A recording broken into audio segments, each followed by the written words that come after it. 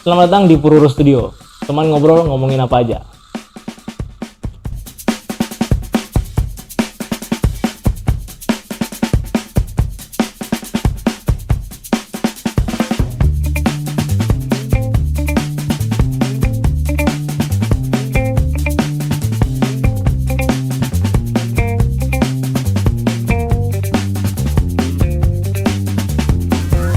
Mencuri Raden Saleh. Ini film Indonesia bertemakan heist yang awalnya gue sendiri tuh sebenarnya cukup skeptis sama film kayak begini.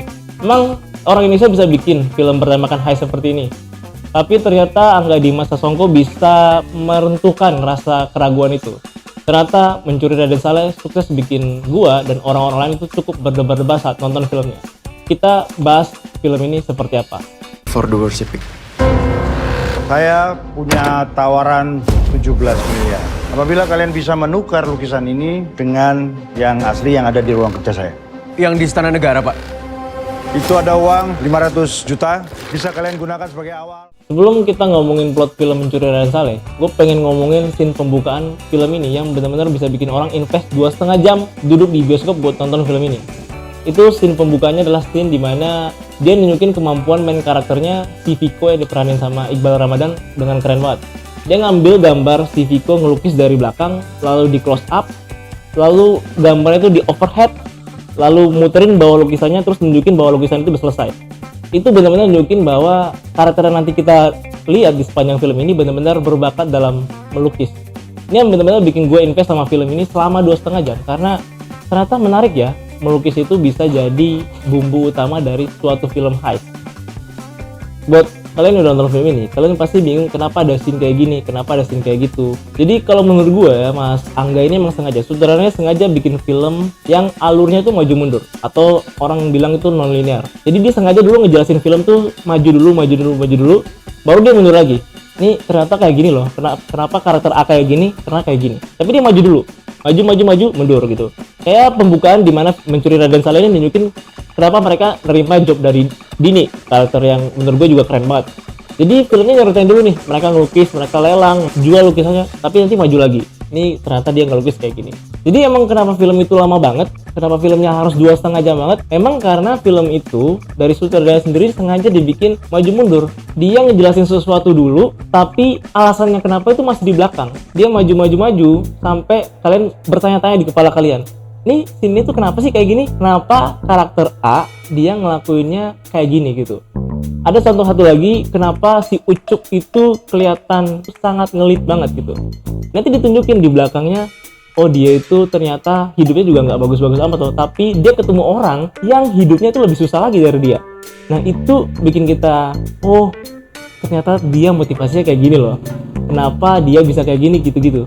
Jadi ini yang bikin gue itu sangat terinvest dengan film ini tuh dari awal. Dari awal film ini mulai, bukan cuma cara ngambil gambarnya yang sinematografinya tuh gue pikir ini groundbreaking sih di film Indonesia bisa bikin ngambil gambarnya, cara ngambil gambarnya tuh kayak gitu.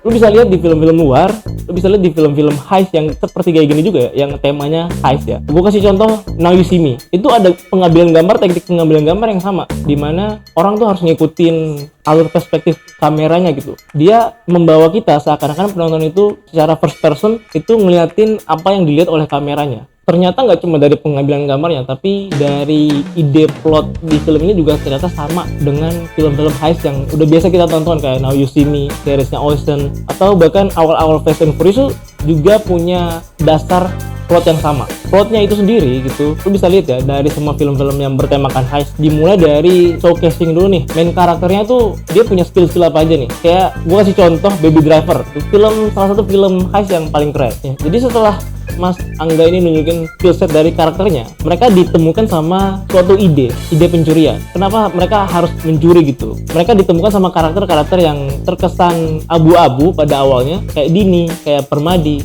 Jadi ya film heist itu kalau lu lihat dari semua film-film heist yang udah ada, emang mereka tuh dimulai dari showcasing karakter seperti apa, lalu ide pencuriannya, dari ide pencurian nunjukin planningnya kayak gimana, terus ngumpulin krunya kayak gimana, kru assemble-nya kayak gimana, lalu dari situ mereka simulasi planning gitu ya. Kalau lihat ngomongin simulasi, ini tuh ada di semua film-film heist. Kalau lihat film Fast and Furious di awal-awal, di pertama Fast and Furious itu awalnya film heist kan, pencurian gitu kan. Gue ingat ada film Fast and Furious yang mereka simulasi di gudang gitu, di gedung. Nah semua itu ada di film Mencuri Raden Saleh juga gitu. Mereka simulasi nanti alurnya kayak gimana, planning dari sini ke sini gimana, sampai mereka mentok, gue udah bingung lagi nih, ini mau kayak gimana lagi nih. Lalu muncullah karakter baru, karakter yang bisa memecah kebuntuan mereka nih kayak gimana nih. Ini juga ciri khas yang keren nih dari Mencuri Raden Saleh, karena emang semua film heist itu siklusnya sama, tapi di Mencuri Raden Saleh mereka masukin satu karakter yaitu Vela yang bikin agak beda nih dari film-film pencurian yang lain. Nah karakter Vela ini bikin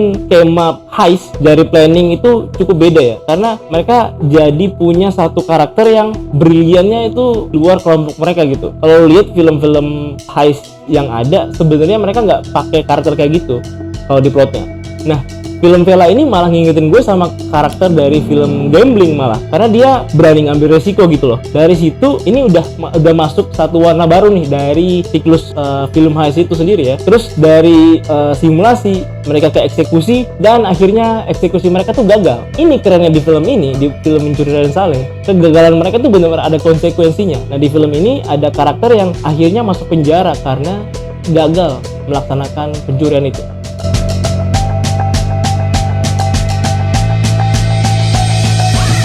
Siklus film heist yang sama ini ya dibikin beda sama Mas Sutradara itu dengan masuknya karakter Vela. Karakter Vela ini punya suatu intelijensi yang beda sama teman-temannya nih. Nah ini yang bikin beda dari film-film heistnya, karena Vela masuk di tim itu, di tim pencurian itu, gue merasa film ini tuh jadi malah kayak film Gambling, karena dia karakter yang berani ambil resiko. Dia karakter yang gue nggak suka sama ide lu gitu, kita ganti deh ide lu gitu. Jadi ide yang udah dari awal ditanamkan itu dibikin beda sama karakter Vela ini. Karakter Vela ini masuk, lalu mereka bikin simulasi baru, rencana baru, dan akhirnya mereka eksekusi rencana yang udah dimodifikasi, tapi rencananya gagal. Nah kerennya film ini dibandingkan film-film heist lainnya yang mungkin juga ada kegagalan di dalamnya, film ini nunjukin bahwa konsekuensi lu yang lu hadapi saat lu melaksanakan pencurian atau tindak kriminal itu benar-benar ada konsekuensinya. Nah di film ini juga ada, walaupun konsekuensinya nanti di akhir diceritain sebenarnya ini nggak apa-apa sih gitu, tapi kerennya dibikin ini benar-benar ada konsekuensinya loh. Itu bikin penonton tuh gila, akhirnya gagal mereka kayak gini lagi. Nah itu semuanya ada di film Mencuri Raden Saleh. Itu yang bikin ternyata film ini punya sedikit warna yang berbeda dari film-film heist lainnya.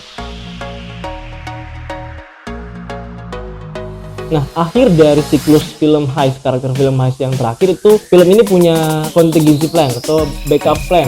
Jadi setelah mereka gagal, mereka mau ngapain? Ada konfliknya dulu nih, ada semacam despair, ada keputusasaan dari karakternya. Setelah mereka gagal, dipukul oleh kenyataan, ternyata mereka tuh nggak bisa kayak gitu. Ternyata mereka tuh nggak bisa semena-mena mau melaksanakan rencana pencurian gitu, karena ada hal-hal yang nggak mereka duga. Di sini gue lihat Mas Angga itu nunjukin sesuatu yang natural buat karakter yang personalitinya kayak gitu ya, yang umurnya kayak gitu, bahwa emang kalau lu dihadapin hal-hal seperti itu, dihadapin masalah kayak gitu, lu tuh punya tindakan yang kayak gitu juga, natural banget. Kalau lihat lu di umur segitu, lu pasti relate bahwa kalau lu menghadapinya kayak gini, lu pasti ngomong maki-maki lah ke teman lu gitu, lu pasti berantem sama temen lu. Nah ini natural banget ditunjukin sama Mas Angga ya.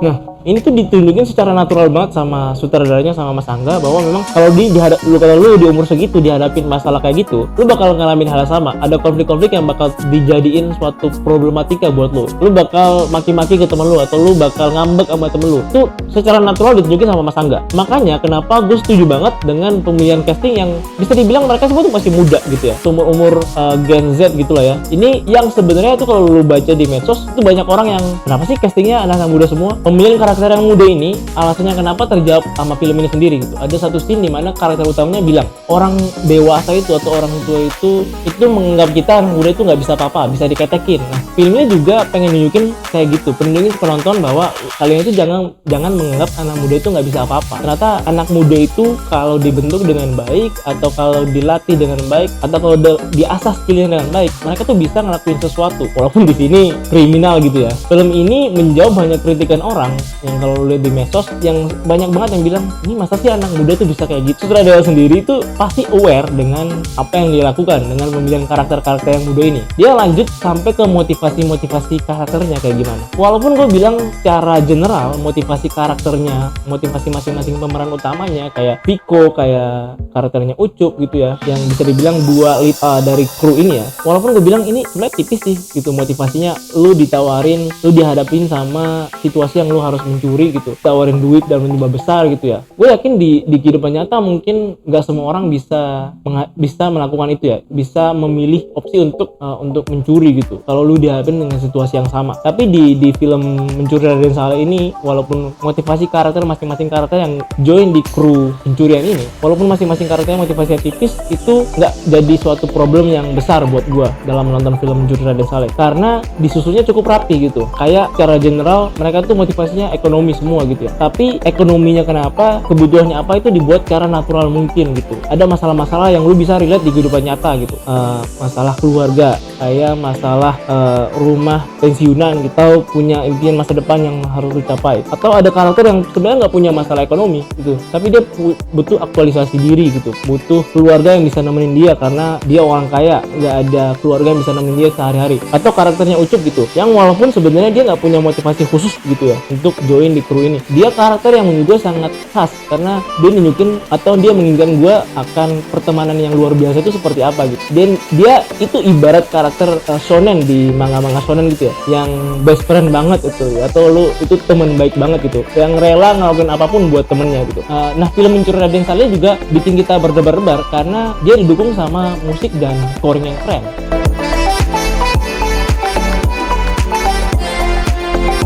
Scoring dari film ini tuh bener-bener khas film heist juga. Dia bikin kita inget sama film-film heist yang pernah kita tonton. Jadi scoringnya tuh dari awal sampai akhir tuh konsisten banget. Konsisten bikin kita di scene-scene yang dramatis bikin kita tercengang. Di scene-scene yang action gitu bikin kita berdebar-debar saat ada pencurian gitu misalnya. Scoringnya bener-bener kita bikin terbawa suasana. Oh, ini emang lagi situasi darurat atau ini situasi yang pelik gitu. Jadi bikin kita juga terbawa suasana penontonnya. Scoring yang khas film heist ini, setelah gue nonton film Mencuri Raden Saleh, itu jadi pengen nonton lagi film-film heist yang pernah gue tonton kayak Now You See Me, kayak Ocean gitu, karena di kepala gue tuh sangat khas film-film heist yang pernah gue tonton sebelumnya gitu loh. Jadi gue pulang, gue ke YouTube atau gue dengerin OST-nya lagi gitu, atau gue dengerin scoring-nya lagi kayak gimana gitu. Jadi gue rasa orang-orang di belakang film itu sukses bikin kita terpaku karena bukan cuma karena sinematografinya yang bagus, tapi juga scoring-nya tuh yang mendukung untuk suasana heist kayak gimana gitu. Nah, selain itu dari makna dari film ini sendiri tuh tercermin dari judulnya, Mencuri Raden Saleh gitu.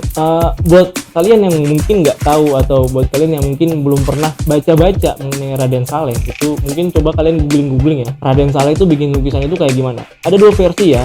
Sebenarnya Raden Saleh itu pengen nunjukin nasionalitasnya, atau sebenarnya Raden Saleh itu nggak orang yang bukan nasionalis banget gitu. Tapi satu makna yang penting dari lukisan ini yang jadi gambaran utama film ini, yaitu pengkhianatan gitu. Karena di ending scene dari film ini, bahkan di awal film ini sudah ditunjukin bahwa ada pengkhianatan yang bisa dihadapi sama kru pencurian ini. Jadi pengkhianatan pertama oleh Permadi, pengkhianatan kedua oleh bapaknya Viko, itu semua ada di film ini gitu. Jadi itu sesuai dengan makna dari lukisan Mencuri Raden Saleh itu, dimana penangkapan di Ponegoro itu terjadi karena ada pengkhianatan dari Belanda. Di film Mencuri Raden Saleh juga dimaknai seperti itu gitu. 3 karakter abu-abu dari Dini, Permadi sampai bapaknya Viko yang dikasih lihat menunjukkan pengkhianatan kepada krunya Mencuri Raden Saleh ini. Bikin film ini tuh nggak cuma film pencurian yang biasa aja gitu. Film pencurian itu termakna dari inti film ini sendiri, dari lukisan Raden Saleh itu yang menunjukkan bahwa ada pengkhianatan bisa dihadapi